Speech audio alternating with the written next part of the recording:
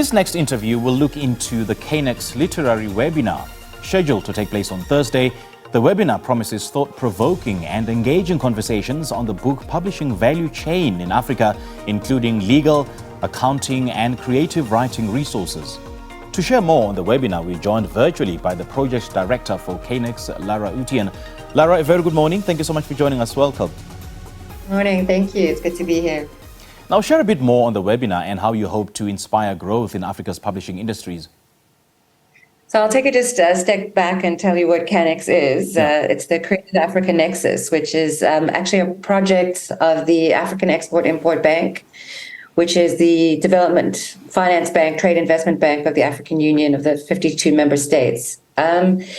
And as part of their growth initiatives, the Afreximbank identified the creative industries as a particular place to create jobs and employment for young people. So for the past 4 years, starting in Durban in 2021, where we had CANEX at the Inter-African Trade Fair, we've been working to produce for Afreximbank these different CANEX initiatives.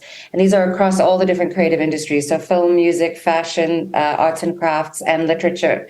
So this year, we're really excited to announce the CANEX Book Factory, which is going to be launched at the next event in Cairo, which is in November.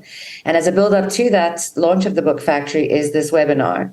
And it's really come out of the desire from some of the greats of African literature. So that's Chimamanda Ngozi and Wole Soyinka, who are two of the founding members of this project. So this webinar, among them with a number of other authors and publishing experts in partnership with Narrative Landscape Press, we'll be hosting the session, which is really just to discuss the challenges that are facing the African literary landscape, and also ways forward. So ways to address for young authors, challenges to get published.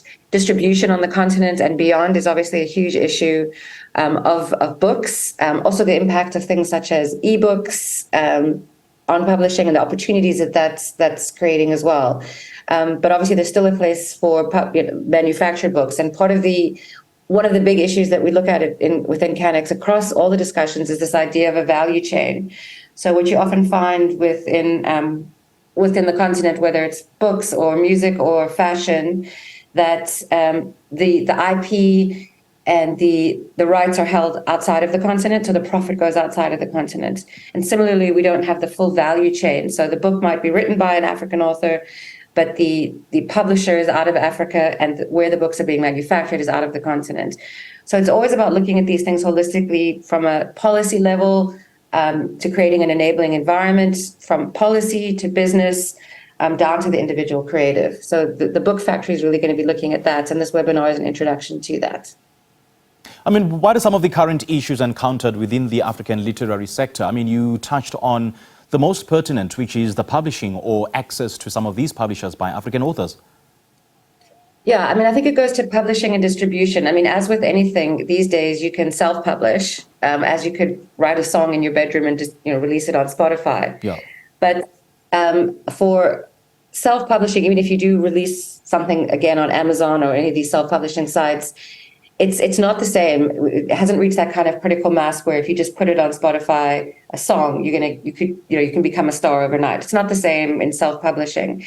And again, also the issue is that if you put it on Amazon, again, as we were saying, that's a company outside of the continent. So a lot of the profit is being sucked off. So the idea is to try and create these systems where it's not just the story, the author that's telling an African story, but that the entire value chain is held within the continent. And Afreximbank is then part of this webinar is going to be to also for them to listen. We've done similar things in the last few years around film and music. And out of these conversations, in 2021, for instance, we had a screen roundtable. And out of those conversations for the film sector, the bank developed a financing product specifically for filmmakers across the continent. The idea is to hear some of those challenges and say, right, how can financing mechanisms be put in place? IP is also another huge issue, intellectual property rights. I mean, the minute you put something out there, especially a story, how do authors and creatives don't understand how to control their own intellectual property. So that's another huge issue that will be covered in terms of looking at harmonizing intellectual property rights across the continent, so that you feel safe when you've published your story, that you're going to actually get the royalties and the rights that you deserve. Now, Lara, how then do we grow the literary ecosystem and provide a solid foundation for writers, editors, agents, publishers and booksellers alike on the African continent? Well, so I was saying, I think it takes an entire value chain, and you have to come at it from a number of different angles. So on the one side, like I say, there's the ability to have publishing houses that can produce the books on the continent. There's the harmonizing of IP. But on the other hand, there's also the side of audiences and creating audiences, which is teaching these stories, teaching African stories in schools. And that again comes from that's where government and agencies, it's a policy decision. So when the schools are designing their curricula, that African stories, African literature, Chimamanda Ngozi should be being read, Wole Soyinka should be being read. All these authors, they should be the icons of literature that the kids are reading, not necessarily Shakespeare and Charles Dickens, which, I mean, Shakespeare is still being taught and there's a place for that. But in order to, grow the audience side of it, because that's always what's going to drive the economy, right? You have to have both. You have to have the enabling environment for the creative, but you also have the demand side, which is the audiences. Yeah, and speaking of demand, I've often heard some of the African authors lamenting the fact that some of the bookstores refuse to sell or to provide a platform to sell their books. And they find themselves selling their books from their car boots. So how do we tackle this? Yeah, no, that's a very good point. And again, I think it's going to be driven by demand. I mean, if those major bookstores across the continent have people coming in and asking for these authors and asking for these books again and again, they're going to change their minds. Similar things happened with music. I mean, I remember years ago in South Africa, there was the music quotas that came on about South African artists on radio, and it did make a difference.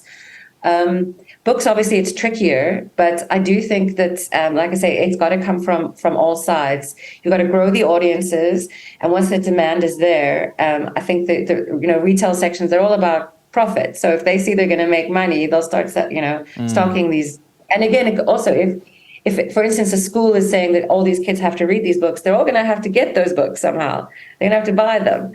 So by doing that, you're also driving demand, making space for these books in the retail sector, and hopefully what you get a snowball effect eventually, where it becomes so profitable that then the publishers are publishing in the continent, lowering costs for import export. I mean, that's another area as well that's is involved. So the African Free Trade Agreement, which came into effect last year, it's now in intra-African exports, imports, there's no tariffs, right? It's a free trade zone. So if a book is published in Nigeria and comes into South Africa, you're not going to be paying these huge tariffs, customs, that you would if a book printed in the UK is going to be coming in. Yeah. So these are all the kind of incentives and the things that organizations like the AU and the African Free Trade Secretariats are working on. And these are the kind of things that what we're doing with the CANEX program is trying to take these large-scale policies and, right, how do they actually manifest for the day-to-day work of the creatives and people working in the creative sector. Yeah.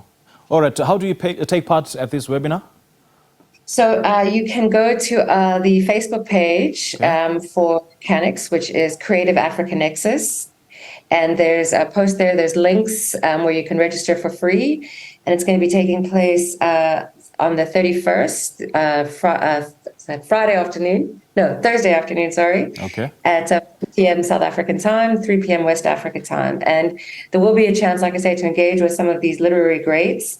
And so it's going to be a conversation that's creative and inspiring, but it's also going to be, like I say, very much about how do we take these macro concepts of free trade and manufacturing and value chain and actually bring them down into ways we can find manageable solutions.